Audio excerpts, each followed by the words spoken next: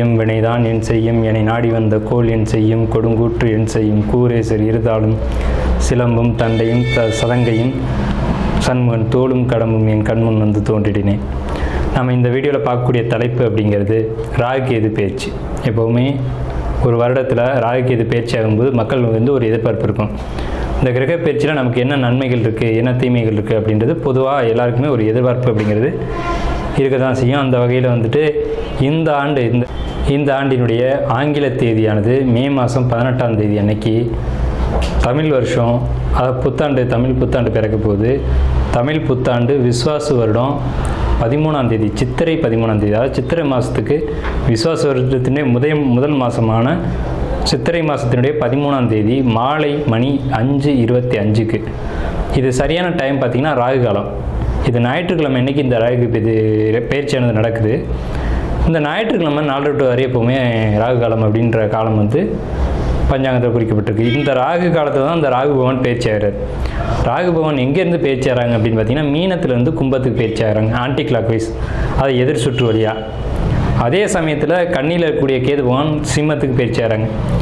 இப்போ இந்த ராகு கேதுக்கள் அப்படின்ற பிளானட் வந்து உங்களுக்கு உபயராசிகள்னு சொல்லக்கூடிய மீனத்திலையும் கண்ணிலையும் இவ்வளோ ஆண்டு காலம் இருந்துட்டு, இந்த 13 மாதங்கள் இருந்துட்டு பேச்சு வந்து சிறராசிகள்னு சொல்லக்கூடிய கும்பத்துக்கும் சிம்மத்துக்கும் பேச்சு ஆகிறாங்க. இந்த ராகுகேது பேச்சு எப்போவுமே 180 பாகை நேர் எதிர் சுற்றில் தான் பயிற்சி ஆகும். கன்னி ராசியினுடைய இறுதி பாதமானது சித்திரை 3 நாள்னு சொல்லக்கூடிய செவ்வாயினுடைய அமைப்பு கொண்டது.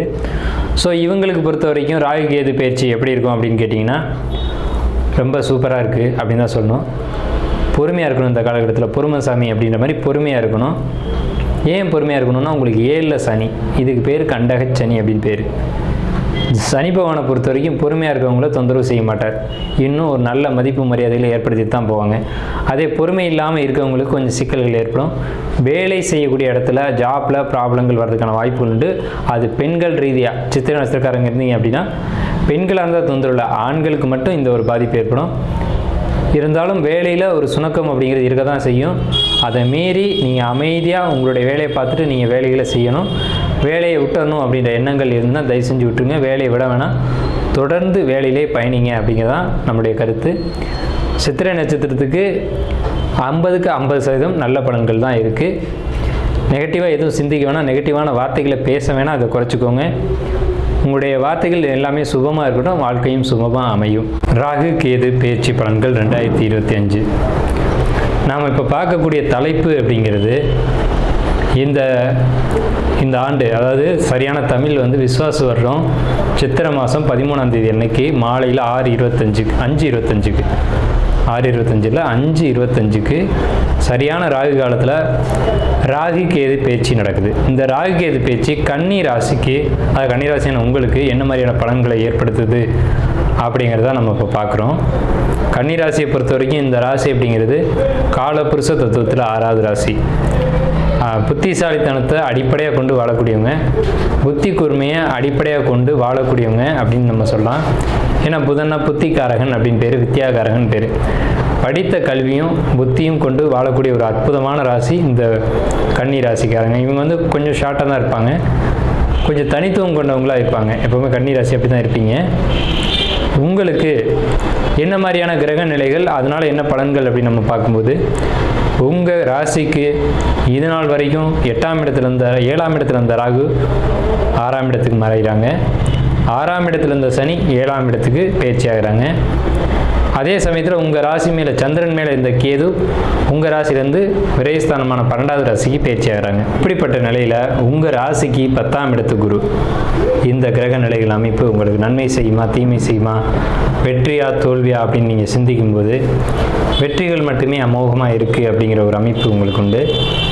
எப்போவுமே 7ஆம் இடத்து சனிக்கு பேர் கண்டகச்சனி அப்படின்னு சொல்லுவாங்க. கண்டகம்னா கதை, 7ஆம் இடம்ன்றது உயிர் சம்மந்தப்பட்ட இடம் அப்படின்னு சொல்லுவாங்க. 7ஆம் இடத்துக்கு சனி வந்திருக்கு, இது பாதிப்பை கொடுக்குமே சார் அப்படின்னு நீங்கள் பயப்படலாம். இதுக்கு நேர் ஆப்போசிட்டாக உங்கள் ராசிக்கு 10ஆம் இடத்துல குரு இருந்து 2ஆம் இடத்தை பார்க்கறதுனால இந்த ராகு கேது பயிற்சியில் ராகு 6ஆம் இடத்துல மறைஞ்சும் கேது 12ஆம் இடத்துல மறைஞ்சு இருக்கிறது அப்படிங்கிறது உங்களுக்கு அந்த கண்டகச்சனி அப்படின்ற ஒரு அமைப்பு உங்களுக்கு ஏற்படுத்தாது அப்படிங்கிறது தான் நம்மளுடைய ஆணித்தரமான கருத்து.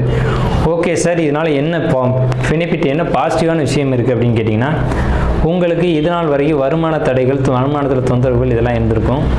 வருமான தடைகள் நீங்கி வருமானத்துக்கான வழிவகைகள் ஏற்படும். அதே நேரத்தில் உங்களுக்கு சின்ன சின்ன குழப்பங்கள் அப்படின்றது இருக்க தான் செய்யும். மனசுக்குள்ளே ஒரு மன உளைச்சல், ஒரு மன நெருடல் அப்படிங்கிறது இருக்கும் இந்த ராகு கேது பயிற்சியில். ஆனால் தனவரவுக்கு எந்த ஒரு பாதிப்பும் வராது. சொல்லப்போனால் அதிகமான பொருளாதார சேர்க்கை அப்படிங்கிறது இந்த ராகு கேது பயிற்சிக்கு பிறகு தான் உங்களுக்கு வரும். ஏன்னா இவ்வளோ நாள் சந்திரன் மேலே தான் கேது இருந்தது. அது தனவரவில் தடை ஏற்படுத்தும். பேசுறதுக்கோ மற்றவங்களை கம்யூனிகேட் பண்ணுறதுக்கோ ஏதாயினும் ஒரு வகையில் தடைகள் இருந்தது, இப்போ விலகுது. ஸோ அதனால் இது ரொம்ப ரொம்ப ரொம்ப பாசிட்டிவான ஒரு விஷயம் உங்கள் ராசிக்கு.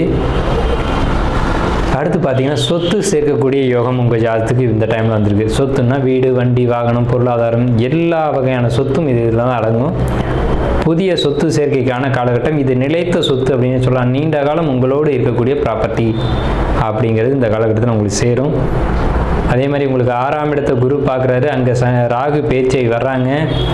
இந்த நிலைகளை ஒட்டி நம்ம கணிக்கும் போது உங்களுக்கு நீண்ட காலமாக ஏதேனும் மருந்து எடுத்துக்கிட்டு இருந்தீங்க, ஏதாவது உடல் தொந்தரவுகள் இருந்துக்கிட்டு இருக்கு அப்படின்னா அது நிவர்த்தி அடையும் கண்டிப்பான முறையில். இதுக்கு இயற்கையான முறைகளான சித்தா, ஆயுர்வேதிக் இந்த முறைகளில் நீங்கள் நாடுங்க. உங்களுக்கு உடல் குறைபாடுகள் முழுமையாக நிவர்த்தி அடையும் அப்படிங்கிற ஒரு அமைப்பு இருக்குது. உங்களுக்கு 7ஆம் இடத்து சனி அப்படிங்கிறது கழுத்து வலியை ஏற்படுத்தும் அப்படிங்கிற ஒரு கான்செப்ட் வந்து ஜோதிடத்தில் சொல்லுவாங்க. கழுத்து வலி ஏற்பட்டு சரியாகக்கூடிய ஒரு அமைப்பு இந்த ராகு கேது பேச்சில் உங்களுக்கு ஏற்படுத்தும். பொருளாதார தடைகள் சின்ன சின்ன தடைகள் மட்டும் கொடுக்கும், பெரிய அளவில் பாதிப்பை கொடுக்காது. அதே நேரத்தில் கணவன் மனைவி உறவானது ரொம்ப இனிமையாக இருக்கும். சில நேரங்களில் மட்டும் சங்கடங்களை ஏற்படுத்தக்கூடிய ஒரு அமைப்புகளை ஏற்படுத்தும் அப்படிங்கிற ஒரு அமைப்பு இருக்குது. அதை நீங்கள் விட்டு கொடுத்து போய் தான் சரி செய்யணும். கண்டிப்பான முறையில் பார்த்தீங்க அப்படின்னா கணவன் மனைவிக்குள்ளே பிரிவினைகள் அப்படிங்கிறது வராது. பிரிவினைகள் இருந்தால் கூட திரும்ப சேரக்கூடிய ஒரு அமைப்புகள் உண்டு. ஏன் இந்த கான்செப்ட் அப்படின்னு கேட்டிங்கன்னா குரு 2ஆம் வீட்டை பார்க்குறது. 2 தான் கணவன் மனைவி குடும்ப உறவு அப்படிங்கிறது.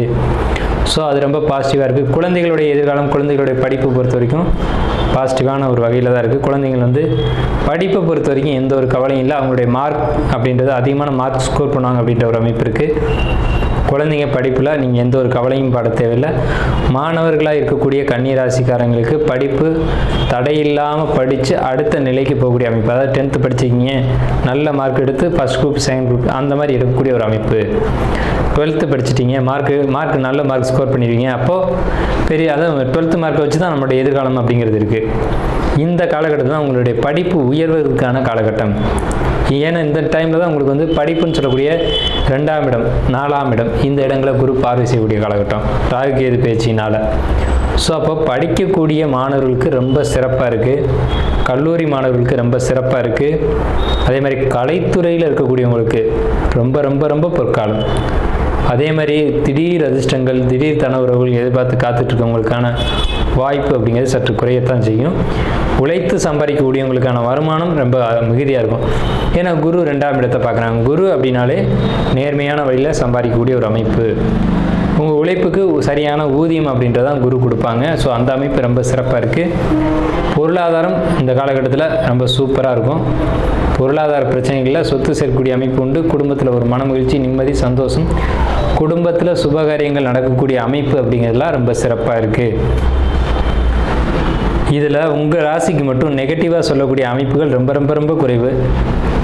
சின்ன சின்ன இடர்பாடுகள் தான், வருமான தடைகள் ஏற்பட்டு மறுமணம் ஏற்படும்ன்ற சொல்லியிருக்கோம். இதில் கன்னி ராசின்னு பொதுவாகவே முன்னேற்றம் தரக்கூடிய ராசிகள் அப்படிங்கிறது மேஷம், மிதுனம், விருச்சகம், மகரம், தனுசு, மீனம் இந்த ராசிகள்.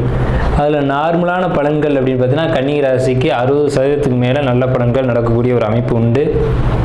ஸோ நம்ம இது வரைக்கும் உங்களுடைய 9ஆம் இடத்தை சனி பார்க்குறாங்க, பாக்கியஸ்தானத்தை. அப்போ முன்னோர்களுடைய சொத்து கிடைக்கும். முன்னோர்களுடைய சொத்து ஒரு வகையில் டாக்குமெண்ட்டாக வரும். அதை வந்து எதிர்காலத்தில் நீங்கள் வந்து யூஸ் பண்ணிக்கிற மாதிரியான ஒரு அமைப்பு அப்படிங்கிறது கிடைக்கும். ஸோ இதுதான் கன்னி ராசிக்கு உண்டான ராகு கேது பெயர்ச்சி பலன்கள்.